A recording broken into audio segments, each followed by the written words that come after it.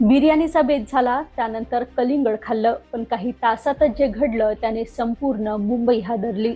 पायधुनी परिसरातील डोकाडिया कुटुंबातील 4 सदस्यांचा संशयास्पद मृत्यू झाला आहे. सुरुवातीला हा प्रकार फूड पॉयझनिंगचा वाटत होता, पण आता तपासात धक्कादायक माहिती समोर येत आहे. डॉक्टरांचं म्हणणं आहे की ही साधी अन्नातून झालेली विषबाधा नाही, कारण चौघांची प्रकृती अतिशय वेगाने खालवली. उलट्या, चक्कर, पोटदुखी आणि त्यानंतर न्यूरोलॉजिकल स्थिती बिघडत गेली. काही तासातच चौघांचाही मृत्यू झाला.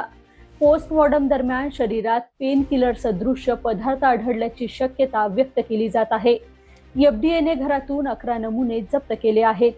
बिर्याणी, कलिंगड, पाणी, चिकन, भात, मसाले सगळं तपासासाठी पाठवलं गेलं आहे. यासोबतच पोलिसांनी मृतांचे मोबाईल फोनही जप्त केले आहे. कोणतेही संशयास्पद संपर्क होते का याची चौकशी देखील सुरू आहे. तसेच कुटुंब प्रमुखांच्या व्यावसायिक आणि बँक व्यवहारांचीही तपासणी सुरू केली गेली आहे. आता सगळ्यांच्या नजरा फॉरेन्सिक रिपोर्टकडे आहेत. या मृत्यूमागचं खरं कारण काय हे अजूनही गूढच आहे. तुम्हाला ही रील कशी वाटली आम्हाला कमेंट सेक्शनमध्ये नक्की कळवा आणि व्हीकेबी डिजिटलला फॉलो करा.